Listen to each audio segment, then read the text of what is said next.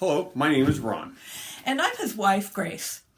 And we're here to talk about our journey with MS. The reason I'm doing this is because I found myself being at the end of my rope, being incredibly overwhelmed, and last weekend was not a good weekend. So I called a friend to counsel a friend of mine, and she asked, well, can you find a caretaker group, support group to become involved in? And I just kind of laughed in a way, and I said, yeah, what extra time do I have to do the research Because you're a full-time teacher with Zoom students at class and other live people in classrooms, and she's got to deal with both sides of the digital teaching and the in-person teaching. All right, so then I thought, after the conversation with my friend, I said, just even talking about it has helped me.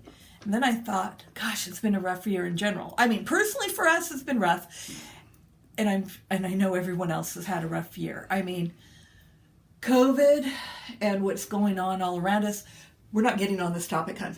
I know your opinions on it. We're not getting on that topic because we want to stick to MS talk. Okay? Has made the year hard. And it's made it even harder for us who are dealing with health issues. And so I thought, I'm not the only one out here feeling like this. Maybe we can open up some dialogue. I know that I was thinking, I don't have time to find an MS support group, and then it would be online anyway, and so on and so forth. And then I thought, well, what about my husband? I know that he doesn't like the support groups. I know you've gone to a support group, haven't you? Yeah. When I did go to support groups, they were MS based. They were people in wheelchairs, and they were in electric carts, and they did jobs. And but it's only because they've been doing it for a long time. I don't work. I used to own a tree service, and I drove semi-trucks. I can't drive semi-trucks anymore, and it's really hard, and I don't even want to try to climb a tree anymore. So, those people that are watching, that are dealing with MS, we're probably laughing. It's all I can do not to laugh. Of course you can't do those things. But I want to do those things, but I can't. So I climb ladders one rung at a time, and I don't even know if I could climb a tree anymore. When was the last time you climbed a ladder, or I let you on a ladder? I climbed up to the attic and looked through into the attic while the other guys were doing electrical work in the attic. We had electrical done here at our house. Wow. He had a brave day. Had I been around, I would have, I might have stopped you. Well, it's a good ladder. And I wasn't going to fall far because it was only about 3 feet or even 2 feet below me. And I've fallen worse. So I've broken my ribs. I've fallen in the kitchen, and I couldn't get up, and I couldn't call anybody. So going to groups is all fine and dandy for some people, but I didn't like hearing how things were going to get bad for me in time because I have multiple sclerosis, primary progressive. I'm still working. I'm still walking around. I'm still got my humorous side. I try not to get too serious because I was gifted and allowed to have this through God. We're very religious. And I take it with a grain of salt, and I keep on moving. I don't sit there and mourn and all that kind of stuff. I try and stay as busy as I can, and I sit down when I have to. I'll get up and do the dishes, sit down for a half an hour, 45 minutes, then I'll do a load of wash. On good days, guys. On good days. Yes. You know what I mean. Yeah. You you know exactly what I mean, because there are other days where you're not getting out of bed. Yeah, there's just days where it's just like I just don't want to move, and luckily she's at school on most of those days, and so she doesn't bug me too much. So today is a weekend day. It's Sunday, the 21st of February. So I had a busy day yesterday, and we were out a long time, and I came home. I went to bed early, and I've been on and off sleeping, and it's now like 1 o'clock, 2 o'clock in the afternoon. So look at your watch. Oh, I'm sorry. It's only about 11:15. And but how many times did I talk to you about waking up and let's get this done? it's about 4 times, and I still forgot and fell asleep. And I don't think that's because I'm 60 years old. I won't be that till the 5th, which is a week away. And so that's where we are with MS. And then we can move on as she talks. Okay. More. As he stated, he's had primary progressive. You've had it. Your first symptoms happened a little over A year after we got married.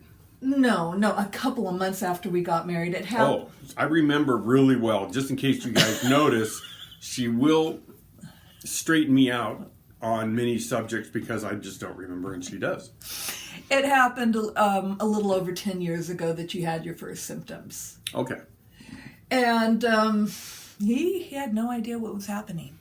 I didn't. I was kind of frustrated myself for falling down. Well, and you weren't falling so much, but you would be exhausted going up the stairs. We lived in a 2-story house, and it's like getting up there. You were ready to sleep for 2 or 3 hours. Yeah, I was. I do a lot of that. And I do a lot of forgetting. I have to really repeat, and then repeat again to learn somebody's name when I'm talking to them on the phone. And it might be kind of frustrating for people on the phone, but I don't remember people's names right off the bat. It takes a while. Okay, all right. I'm just thinking, I had a way. I had a path to go with this. Okay. And now I'm thinking, where do I go? I forgot because you were talking about that. Yeah. Okay. And so you were frustrated, and you didn't know what was happening. But I had a good friend that had MS. Yeah, she did. Yeah. And I knew about it. I knew that this friend slept up to 20 hours a day. And I knew the struggles and everything. And I heard him talk about his fatigue. I asked you to go to the doctor, right? Mm-hmm.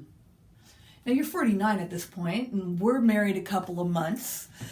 And you go to the doctor, and the first guy thinks you have back problems, gives you these shots that hurt your back for the next 3 months. Yeah, he gave me an injection in my spine, and I was like, why? I don't have a spine ache and pain, and he just didn't get it at all. And so this whole time I'm saying, I think you have MS. You need to go and look at the symptoms. And he's like, well, yeah, maybe, kind of. And he'd kind of look, and I'd read it to him, and it was kind of a hard pill to swallow, wasn't it? Yeah. You really didn't want to hear about it. No, there's, I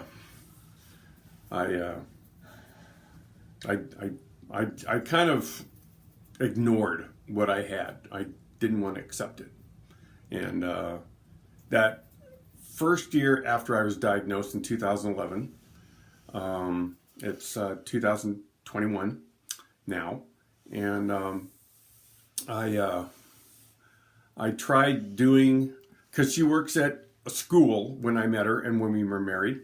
And so I tried doing a job, and that job was driving school bus. And so I was doing okay at first, but then I had to walk around the bus and stuff faster than I could. And by the time I got done doing all the requirements of driving the bus and making it ready, I was well over the time limit. And nobody cared about being over the time limit, but if you're over the time limit, you got to get better. And so I wasn't able to do any kind of truck driving anymore because I couldn't make my right foot work appropriately. That happened pretty quickly, didn't it? Yeah. I think that happened 2010. No, 2010? No, it was 2011. But early, like in January and February, you then had to buy a stick to walk with because all of a sudden his right foot was dragging. Yeah, my toes, my foot, my whole leg, I just throw it around and it's just attached. And so I throw it around and walk and throw it around and walk. And I use the cane pretty much, or the walls, or the furniture. And I just kind of do, I guess what one of my therapists was saying is that I do a lot of furniture surfing. And I guess she's right about that because I do. She doesn't want him to do that. Yeah. That was a big no-no. Yeah. She wants me to use a cane or not at all. Or a walker. Or a walker. Yeah. I got a walker for somebody that's at least up to 6'7". I'm 6'5". And there's a long ways to fall, so it's not fun when you're walking and you end up falling. And anyway, that's not fun. So. I know. It was not the easiest road to go because of your own denial, and it's not easy. We were kind of, life is not fair, and we were dealt a raw hand because we're married maybe 3-4 months and the first symptoms arrive. But it's still a God thing. And this is not, we don't want this conversation to be a downer, but maybe to bring about awareness because a lot of you don't get it. I don't get it. I am not going through it and it is beyond my comprehension. And I can get pretty frustrated with how things are. And the reality is, I have become the She loves me more and more every day, I will say that. Yeah, but I've had to take on those responsibilities of head of household. Not only that, working, bringing in the money, the main income. I mean, after years, he finally has a disability, but that will be for another, that's the story for another time. Yeah, it's been quite the path. And let's face this, a lot of people whose loved ones, if it was a fresh marriage or whatever, they would say, hey, I can't deal with this. Sorry, but I'm out of here, right? Yeah. There's been times when I thought she might have been leaving me. And she had a emotional time for a while, and then she came back, and we've been together through some very thick and very nice thin areas. But thick things have been difficult too. Family on her side was difficult for us. And it's starting to thin out and not be difficult. So not only do we have difficulties in our own life, and we will be talking about some of those stories. Hopefully we can laugh about it. But I think one of the reasons I'm still here has to do with faith. And sometimes even it feels like I don't have enough faith to have enough strength. And so in the background, there's a verse that I always have, but I haven't had to take it out as much recently because I think I've been depending too much on me. And I think that's why I got really, really overwhelmed with all of my responsibilities. On top of that, I recently had my own health issues like breaking my femur in my hip. I mean, big recovery time and stuff, and everything, it's a mess. It's just chaos. And I hate it, and I'm trying to take care of me, I'm trying to take care of him, and I'm trying to survive the household. And I know that the families out there with MS, you know what I'm talking about. I know some of you have different forms of MS, but on certain levels, there's going to be areas that we can all relate to. Now, one of the verses that I've taken out recently as a reminder of the Bible, King James Version, New King James Version. I don't know if it's James Version, but it's a Holy Bible anyway, or not. Was in 2 Corinthians verses 9 and 10. And that it's given me hope. It's helped me to put one foot in front of the other.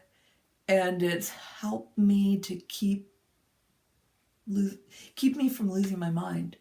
Because there are times where I feel like I can't take this anymore. And what was the verse again?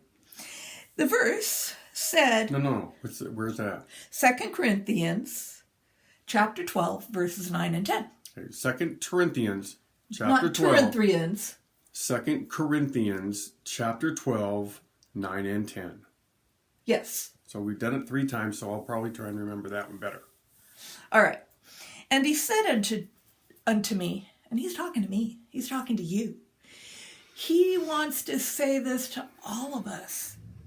My grace is sufficient for thee, for my strength is made perfect in weakness. We know about weakness, don't we? Yes, we do. We know about emotional weakness because we've been through that. We know about physical weakness. Yeah, and with my break, yeah. Most gladly, therefore, will I rather glory in my infirmities, that the power of Christ may rest upon me. Therefore, I take pleasure in infirmities, in reproaches, in necessities, in persecutions, in distresses for Christ's sake. For when I am weak, then I am strong. And it's not me. It's Christ. It's God in us. And he keeps us going. And I don't think I could make it without his promises. I think I would have given up a long time ago. I don't think I would have left you, but I would have gotten so deep down depressed that I would have contemplated suicide. That's not good. No, it's not. But contemplate all you want. But No, I haven't been, because I have a hope, and sometimes when I feel really weak and down, like I have, COVID hits you, and you're at work, you're teaching online, you have students in class, you have students that can't come to class because their family has COVID. You have students that come to class, they do class from home, and you have to structure your lessons completely different. And then and you're not only supporting them, you're out there supporting them and their families, because everyone's overwhelmed. And so I find myself, when I get home, it's like, wow, there's not any energy left, but there's so much to do yet. Yeah. In our house, when we moved in, we got things put away, but they're not cleaned up. It's all over the place. And it's hard for me to be activated in doing things. And I get frustrated at myself because I owned a tree service. I used to drive truck across all up and down the West Coast. And I did things all the time. I was very busy. And now I get busy and I get so tired I've got to sit down, or I'll fall and crawl around on my knees to get back to my chair. And so I've got to really focus on all that stuff and how much I can do and how much of a period of time I can do it in. I don't walk around all that often. We own 10 acres, and I love the property. We got a full creek going through year round, and I get around my farm on a quad. I don't walk up and down our hill, and I don't walk across the field. I don't play with the dogs like that. I just drive my quad, and they love chasing me and getting a good run.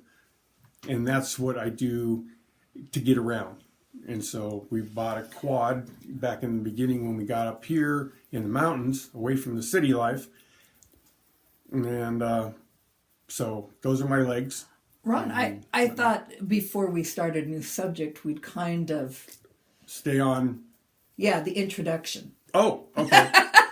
Well, anyway. My name is Ron, and this is my wife, Grace. No, you knew that.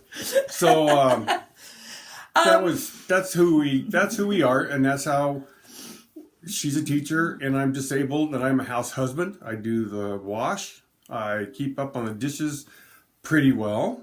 I keep on the wash pretty well, but she doesn't do the dishes. I do, and I do the wash, and she doesn't. And I've gotten better at folding, and so things are getting better.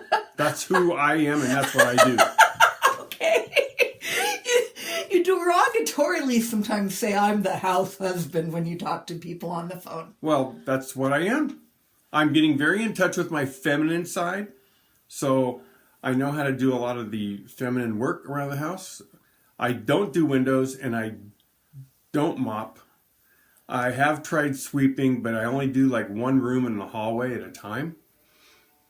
Otherwise, I get totally exhausted. So coming up in June 2nd, it will be his 10th anniversary of the official diagnosis of MS. And for a long time, it was believed that he had relapsing and remitting. But he just kept on going downhill, downhill, downhill. And then after a year and a half, we got to go to UCLA. Mm-hmm. And after they examined you, tested you, and so on and so forth, we now know that you have primary progressive. And I think you're still walking because of your determination. Probably. Because I do have a scooter chair, but I don't use it. I do have an up walker where I can stand and walk, but I don't use it very often, if even at all. So far this year, I haven't used it. Well, that's our introduction. So, and as you can see that Ron likes to talk. I do. And I do too, for that matter. And I'm hoping that there's interest out there and that we can do more of these and that you will know that you're not alone out there. No. And somehow we find a way to get through it, even when times are much more difficult than they were. Well, thank you for watching. And any information and any comments you have, you'll be able to make at the bottom of the page. And we'll be glad to answer any questions, and we'll try and do our best to do that. All right. Thank you, everyone. Bye. Have a good day.